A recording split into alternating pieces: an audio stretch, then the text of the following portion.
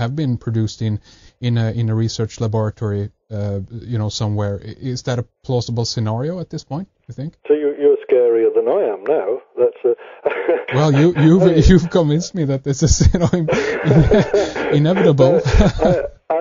I think we are getting into a dangerous time. Yes. I mean, the American military have said 2020, no body bags, meaning autonomous fighter planes, autonomous fighting machines by 2020. Yeah. And that I see as starting to be the dangerous time. So, I mean, maybe we've got I feel, time scale, maybe we've got a few years where we can enjoy ourselves, and then it could get very scary. And it all could happen very, very quickly. I think, again, pointing to, if we're looking at fictional stories, something like the Terminator with Skynet, and it all happens very, very quickly, the takeover, and people don't realize it, and you've got people say, this machine isn't intelligent, it can't tell a joke, it can't make a cup of tea. You get all sorts of stupid statements like that, and meanwhile the machine is blowing everybody up and killing people, because that's what it does do. And it would happen very, very quickly. But yeah. I think, I would hope that we're all right for a little while yet. No need to panic just yet, although if you want to panic, you can. But by 2020, I would feel that we could be getting problems. And okay, and I mean, again, then what your approach to all this, I guess, in a way, then is that,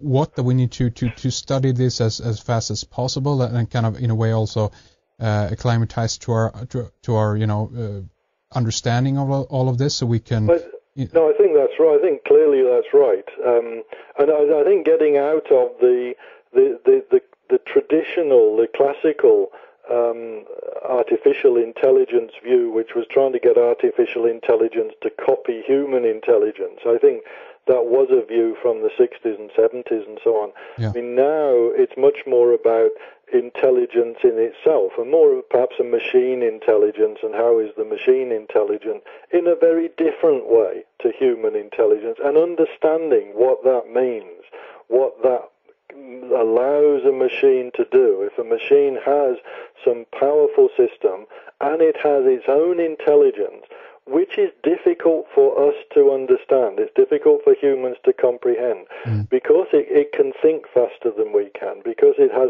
better memory, because it can understand things in more dimensions.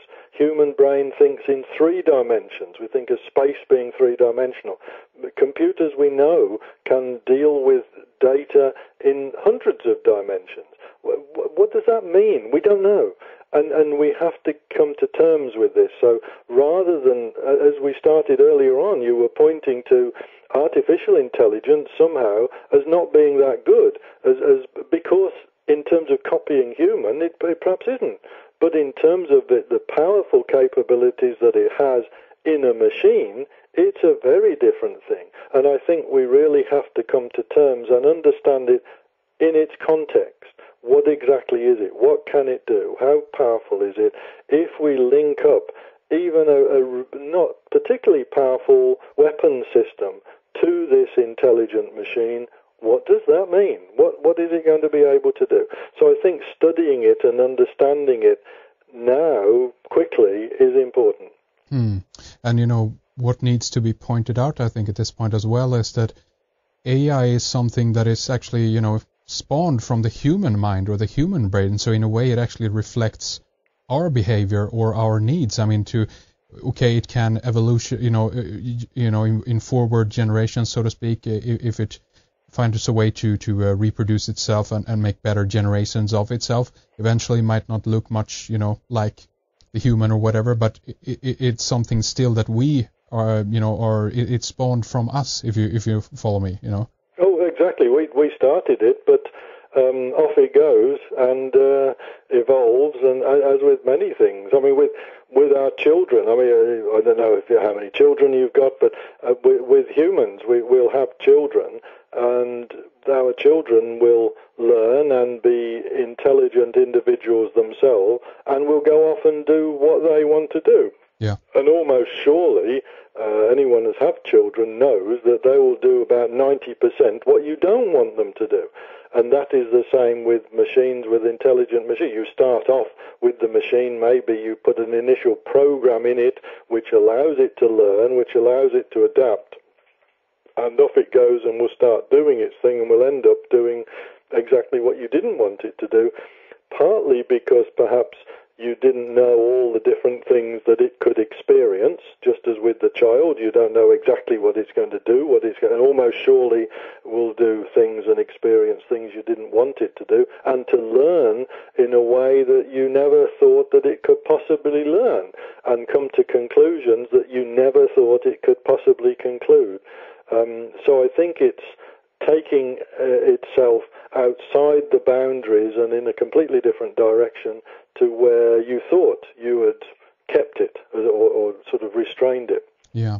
And I mean, what we have talked about so far is a kind of AI or robotics, cyborg slash, another life form, if you will, is something that comes from, from the military. That's what we've been talking about. And that, of course, you very importantly pointed out the fact that we don't program a Scud, missile or a Hawk missile or what have you with the 3 laws of robotics. It doesn't work that way. So if we talk about from the background of the military, that's the huge danger here. And unfortunately, at this point, that's where much of the money is being spent. That is where much of the research is being done at this point.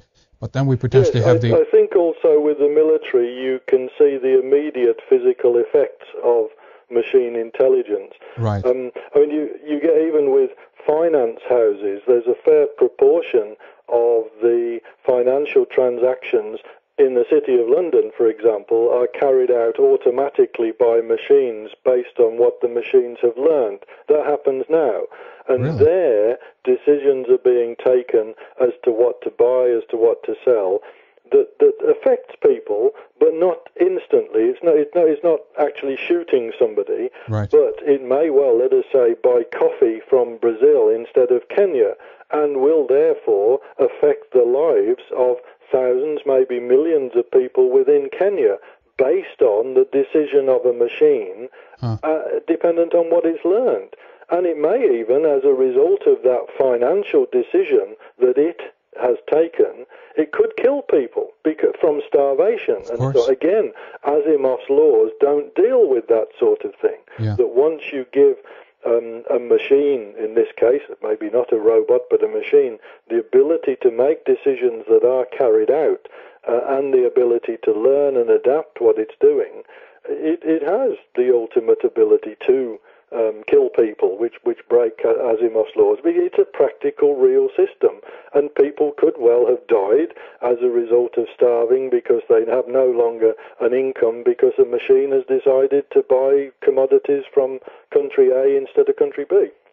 But, I mean, have you ever thought about why it is that the human species are so involved in this type of developments? I mean, if we look at it on the base level, beyond the curiosity, of course, it's a little bit of laziness, I guess, in a way. But I mean, have you thought about why it is that we progress in these areas without beforehand kind of really thinking about the potential consequences of this type of technology? I think we operate a lot as humans on very short-term goals. If you actually look, what are you going to be doing in 5 years' time or 10 years' time? Well, I don't know. I'm just going to see. But what are you going to be doing this week or next week? We start to be clearer.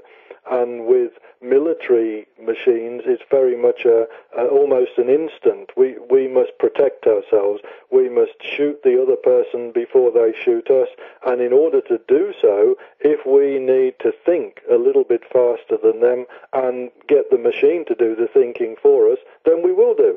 Not thinking, if that machine thinks for us, what is it going to be thinking about next week or 2 weeks' time or a year's time? Yeah. And with a financial machine, It is very much trying to make money that will go into my bank account, and if I need to hand over the decision to a machine because it can do it faster than you can or faster than your machine and can take into account much more factors in making the decision so that I make a bit more money than you do, again, it's thinking of a very short... I mean, it's not a nice factor as far as humans are concerned, right. but it's looking at a very short-term benefit, a short-term goal from a human perspective that will give me, this human, much, much more than the other person will get. Very quick gratification. Right, exactly. And in a way, we're kind of handing away the dirty work, if you will, and if we can't see it, it's like it's not happening in a way. It's like shutting our eyes for it, in a way. Shutting our eyes, but it is now important intellectual decisions because the machine can do things in a much better, much faster, much more accurate, much more complex way than we can, and can outperform the opposition in some ways. You know, the bottom line in a way is that I'm very kind of wary against things like ubiquitous computing and like a total RFID infrastructure of, for instance, a city. A little bit for the reasons that we actually have discussed right here now. I mean, even though that I'm not in a position right now where I see that doom is going to come, you know, tomorrow or 2020 because machines have taken over the place. That might happen, of course, but I don't see it at this point. But what I'm seeing is that we're creating the infrastructure for an event like that to become possible right now. And that's where I agree with you exactly. And you're putting various components together, and closed circuit television cameras, etc., RFID. You put all the different components together, and maybe it's not quite here yet, but you can see that in the very near future, it could well be. Maybe, again, the 2020 scenario, we could be starting to get into dangerous areas. I mean, it's what can you say at this point? It's more like, I mean, in regards to AI and artificial intelligence research, are you very much involved in that in the university that you're part of right now? Oh, yeah. I mean, that is one of my big areas. I mean, I do it for things like medical purposes, if at all possible. But as I say, with the neurons biological neurons that we're using to drive a robot around, it's looking, if you like, at first principles and trying to understand some of the basics that are going on. But with the medical research, although it's with Parkinson patients, taking neural activity in the center of the brain, a human brain, and then using machine intelligence to predict what the human brain is going to do sometime later, and seeing the accuracy that the artificial intelligence, the machine intelligence system has, and the power that it has in outthinking the human brain due to speed, due to accuracy. Okay, you can use it for advantage in the medical world. You can actually use it to try and help a patient to predict what's going to happen and then stop it happening. But you can see the power of if machines can understand what a human brain is thinking about before it actually thinks about it, then that can be used for good, but it could also be used negatively. No matter what you think, if you can imagine, right, something is going to do, this machine is going to do something to me now. I am going to do this to get away from it. But the machine knows that you're going to do that to get away from it, even before you knew yourself that you were going to do that. Right. And it starts then to be very, very scary that a machine can know what your thoughts are going to be several seconds before you have them yourself.